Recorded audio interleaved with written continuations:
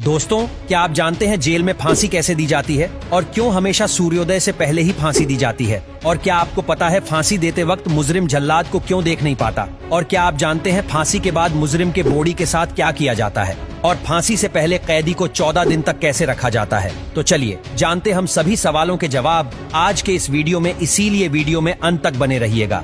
दोस्तों, आज हम आपको बताएंगे कि फांसी देने वाला दिन कैसा होता है, कैसे देश में एक मुजरिम को फांसी दी जाती है। फांसी की सजा दुनिया की सबसे खतरनाक सजा है, क्योंकि ये सजा मौत है। दुनिया में शायद ही कोई ऐसा हो जो कभी खुद को फांसी पर लटकता हुआ देखना चाहता हो। वहीं जो लोग किसी भी अपराधी की फांसी को तैयार करते हैं, सोचिए दोस्तों, उनकी भी क्या सिचुएशन होती होगी, क्योंकि किसी जिंदा आदमी की मौत की तैयारी करना सबके लिए बहुत मुश्किल है।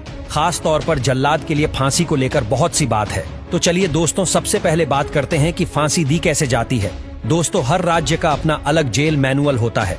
दिल्ली के जेल मैनुअल के मुताबिक black warrant CRPC code of criminal procedure के प्रावधान के तहत जारी किया जाता है। दिल्ली का तिहाड़ जेल मुजरिमों को सजा दिलाने के लिए फेमस है। दिल्ली में तिहाड़ जेल नंबर 3 में फांसी दी जाती है। इसमें फांसी की तारीख और जगह लिखी होती है। इसे ब्लैक वारंट इसीलिए कहा जाता है क्योंकि उसकी चारों बॉर्डर पर काले रंग का बॉर्डर बना होता है। कैदी को फांसी की सजा सुनाना और उसकी सभी जानकारी देना ही डेथ वारंट के अंदर आता है। कोर्ट द्वारा जारी डेथ वारंट के बाद जेल में बंद कैदी को फांसी देने की तैयारी शुरू की जाती है। फांसी की सजा से पहले कैदी को 14 दिन का समय दिया जाता है। उसमें कैदी अपने परिवार वालों से मिल सकता है। वहीं जेल में कैदी की काउंसलिंग भी की जाती है। कोर्ट से डेथ वारंट आने के बाद कैदी को फांसी कोठी में शिफ्ट कर दिया जाता है, जिसके बाद शुरू होती है कैदी को फांसी देने की प्रक्रिया। जब कोर्ट से कैदी को फांसी की सजा सुनाई जाती है तो पहले कैदी को डेथ सेल में रखा जाता है, लेकिन फांसी की प्रोसेस स्टार्ट होने से पहले कैदी जीस कोठी में ले जाया जाता है। वो एक काल कोठरी जैसी होती है।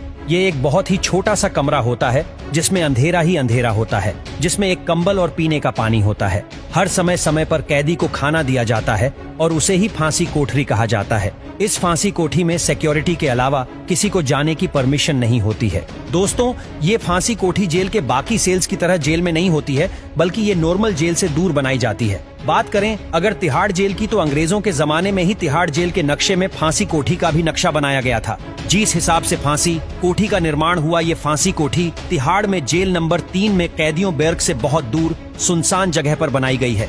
जेल में क्या गतिविधि चल रही है, इसके बारे में फांसी कोठी में रह रहे हैं कैदियों और वहाँ के सिक्योरिटी गार्ड को कोई खबर नहीं होती है। फांसी कोठी किसी आम जेल की तरह नहीं होती है। ये इतनी खतरनाक होती है कि कैदी जैसे ही इसमें जाता है, उसे अपनी मौत का एहसास होने लगता है। अगर हम ये कहें कि ये कमरा किसी मौत के कुएं से कम नहीं है, तो ये गलत नहीं होगा। दोस्तों, काल कोठरी और डेथ सेल में कैदी की सुरक्षा का भी पूरा ध्यान रखा जाता है। फांसी की सजा के बाद से फांसी वाले दिन तक कैदी को किसी भी प्रकार से ऐसे कपड़े पहनने नहीं दिए जाते जिससे वो खुद को नुकसान पहुंचा सके। डेथ सेल्स के कैदियों को बाकी और चीज तो छोड़िए, पायजामे का नाड़ा तक पहनने नहीं दिया जाता है। तिहाड़ जेल में नंबर 3 में जिन्स बिल्डिंग में फांसी कोठी है। उसी बिल्डिंग में कुल 16 डेथ सेल हैं। डेथ सेल में कैदी को अकेला रखा जाता है, उसके साथ कोई भी मौजूद नहीं होता। जब कैदी को फांसी होने वाली होती है, तब 24 घंटे के बीच कैदी को आधा घंटा टहलने के लिए परमिशन दी जाती है। फांसी हमेशा सूर्योदय से पहले ही दी जाती है। फांसी का वक्त सुबह सुबह का इसलिए तय किया जाता है क्योंकि जेल मैनुअल के तहत जेल के सभी काम सूर्योदय के बाद किए जाते हैं। फांसी के कारण जेल के बाकी काम पर असर न पड़े, इसीलिए ऐसा टाइम चुना जाता है। फांसी वाले दिन मुजरिम को नहलाया जाता है और उसे पहनने के लिए नए कपड़े दिए जाते हैं। दोस्तों, जब मुजरिम को फांसी के लिए ले जाया जाता है, उसी वक्त उसके दोनों हाथों को पीछे की तरफ बांध दिया जाता है। फांसी की सजा पाने वाले इंसान के नीचे एक सफेद घेरा बनाया जाता है और उसी में कैदी को खड़ा किया जाता है। इस निशान के ठीक ऊपर ही कैदी को लटकाने वाला फंदा लगा रहता है। इसके अलावा फांसी देते वक्त कैदी के पैरों को भी बांध दिया जाता है। दोस्तों, अक्सर लोगों के मन में सवाल आता है कि जब कैदी को फांसी दी जाती है तो उसका मुंह क्यों ढका रहता है?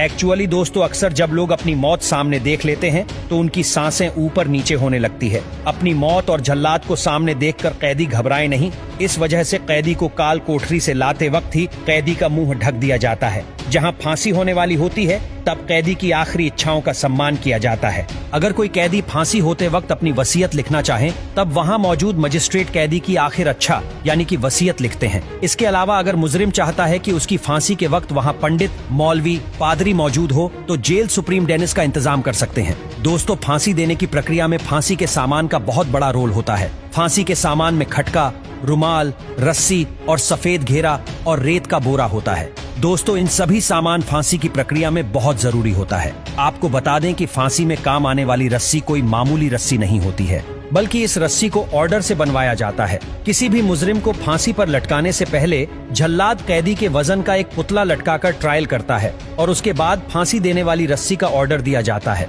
इसके बाद फांसी की एक दिन पहले रस्सी पर एक रेत का बोरा लटकाकर देखा जाता है, जो कि कैदी के वजन से 1.5 गुना ज्यादा होता है। खटका फांसी देते वक्त खींचने वाला लिवर होता है, जिसे जल्लाद की भाषा में खटका कहते हैं, और उसे खींचते ही जिन्स तख्ते पर कैदी खड़ा होता है। वो लकड़ी का तख्त खुल जाता है और कैदी का शरीर नीचे कुएं में रस्सी के सहारे लटक जाता है। फांसी के वक्त जो रुमाल इस्तेमाल किया जाता है, उनका रंग या तो लाल या काला या फिर सफेद होता है। एक रुमाल तो फांसी की सजा पाए कैदी के चेहरे को ढकने के काम आता है, वहीं दूसरा रुमाल जेलर के पास होता है। इस रुमाल से जेलर जल्लाद को फांसी के लिए लिवर खींचने का इशारा करता है। फांसी देते वक्त वहाँ पर एकदम सन्नाटा होता है और जेलर भी जल्लाद को इशारा करता ही है, क्योंकि अगर वो बोलेगा तो कैदी को पता चल जाएगा। इस वजह से कैदी घबरा जाता है, ऐसा ना हो, बस इसीलिए ही जेलर जल्लाद को इशारा करता है। दोस्तों, जब कैदी को फांसी दी जाती है, तब किसी भी कैदी को उस फांसी देने वाले जल्लाद का चेहरा नहीं दिखाया जाता है। फांसी के वक्त जल्लाद के अलावा 3 अधिकारी मौजूद होते हैं। ये 3 अफसर जेल सुपरिंटेंडेंट, मेडिकल ऑफिसर और मैजिस्ट्रेट हैं।